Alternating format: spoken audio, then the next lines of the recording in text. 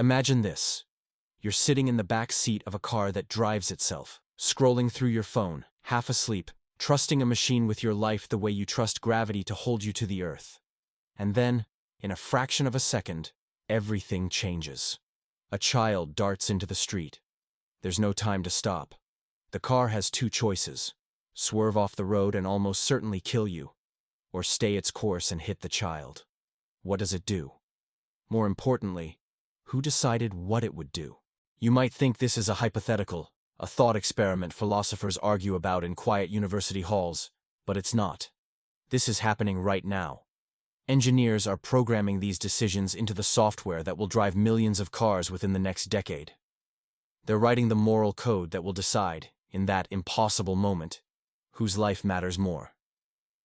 And here's the uncomfortable part. They're doing it in boardrooms, in lines of code, in algorithms you'll never see, and you have no say in it. Let's go back to that moment. The child in the street.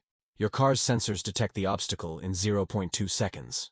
The machine calculates trajectory, speed, mass, the angle of collision, the likelihood of survival for all parties involved. It doesn't feel fear.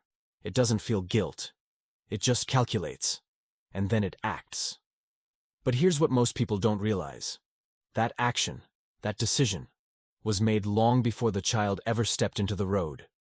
It was made by a team of engineers who had to answer a question no human should ever have to answer. If a crash is unavoidable, who should the car be programmed to save? The passenger who paid for the car, who trusted the company with their safety, who is legally inside a vehicle they own? Or the stranger outside, the one who made a mistake, who wasn't supposed to be there, but who is, undeniably, a human life? Some people think the answer is obvious. Save the child, they say. A child's life is more valuable. They have more years ahead of them. They're innocent. But then, would you buy a car that you knew might sacrifice you to save someone else? Would you put your own child in a back seat if you knew the car was programmed to kill them under certain conditions? These aren't just philosophical questions.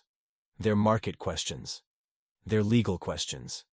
They're questions that will determine whether autonomous vehicles ever become widely adopted or remain a technological fantasy.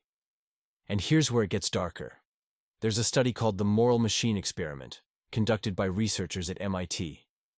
They asked millions of people around the world what a self-driving car should do in various ethical dilemmas.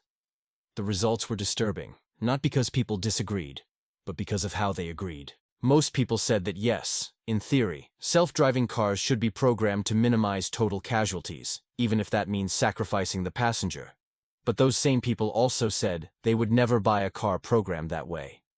They wanted other people's cars to be utilitarian and altruistic. Their own car? That should protect them no matter what. We want machines to be more moral than we are.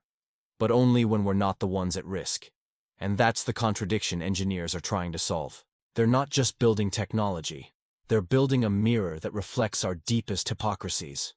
Now let's think about who these engineers are. They're not philosophers. They're not ethicists. They're software developers, many of them in their 20s and 30s, working in Silicon Valley or Munich or Shanghai, writing code that will ripple across continents and generations. They didn't sign up to play God. They signed up to solve technical problems, to make cars that don't crash, to optimize routes and battery efficiency. But somewhere along the way, they inherited a responsibility that no one prepared them for. And they're doing their best, but their best is shaped by their own biases, their own cultures, their own unexamined assumptions about whose lives matter. In some countries, the data shows people prioritize saving women over men, young over old, more people over fewer people. In others, there's a preference for saving those who follow the rules, even if it means punishing a child for a mistake. These biases, conscious or not, get baked into the algorithm. And once they're in the code, they become invisible. You'll never know, as a passenger, what moral framework is governing the machine that drives you. You'll never see the decision tree that decides your fate. You just trust, blindly. Here's another layer: liability. If a self-driving car kills someone, who is responsible? The passenger, who wasn't even driving. The car company? The software engineer who wrote the code?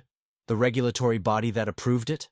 We've built a system where accountability is so diffused that no one is really responsible, which means everyone is a little bit responsible, which in practice means no one will be held responsible.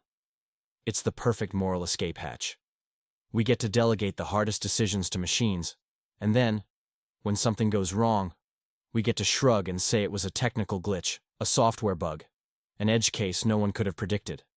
But it's not a glitch. It's a choice. A choice made by people, embedded in technology, and sold to us as progress. And what about the child? Let's not forget the child. In this scenario, we've been talking about them as a variable, a data point, an obstacle in the road. But they're a person. Maybe they're 8 years old, chasing a ball that rolled into the street. Maybe their name is Emma, or Liam, or Yuki. Maybe they have a mother who will scream when she sees what happened, who will spend the rest of her life asking why wasn't there more time, why didn't the car stop, why did this have to happen? And maybe the answer she gets, if she ever gets one, is that the algorithm calculated that saving the passenger was the optimal outcome based on 100 variables she'll never understand. How do you tell that mother that her child's death was a rational decision? How do you tell the driver, if they survive, that they're alive because a machine decided they mattered more? No one wins in this scenario. That's the part we don't like to admit. We frame it as a choice between two evils. But the real tragedy is that we've built a world where the choice exists at all. For most of human history, accidents were just that. Accidents. Terrible, random, no one's fault. But now, we're pre-programming the accidents. We're deciding, in advance, who will die. And we're pretending that's progress. So what should the car do? Honestly, I don't know. And I don't think anyone else does either. Maybe the answer isn't in the algorithm. Maybe it's in the question we're not asking. Why are we building systems that move so fast, that pack so much kinetic energy, that a single miscalculation can end a life? Why are we designing cities where children and 2-ton machines occupy the same space? Why are we so eager to hand over control to technology that we're willing to let it make decisions we wouldn't trust ourselves to make? These are the questions that don't fit neatly into a line of code. They're messy, uncomfortable, human questions. And maybe that's the point. Maybe the self-driving car dilemma isn't really about cars at all. It's about us. It's about what we value, who we're willing to sacrifice, and how far we'll go to avoid looking at our own choices. The car doesn't have to choose. We do.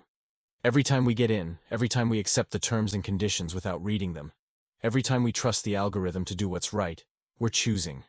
We're choosing convenience over accountability. We're choosing speed over safety. We're choosing to let someone else decide what our lives are worth. And maybe in the end, that's the most disturbing part of all. Not that a machine might kill us, but that we let it. That we built it, bought it, trusted it, and never once asked to see the code that decides our fate. So here's my question for you. If you were the engineer, what would you program the car to do? And if you were the passenger, would you still trust it? These aren't easy questions, and they don't have easy answers, but they're worth thinking about, worth talking about, worth wrestling with, because this isn't science fiction anymore. This is the world we're building, one line of code at a time.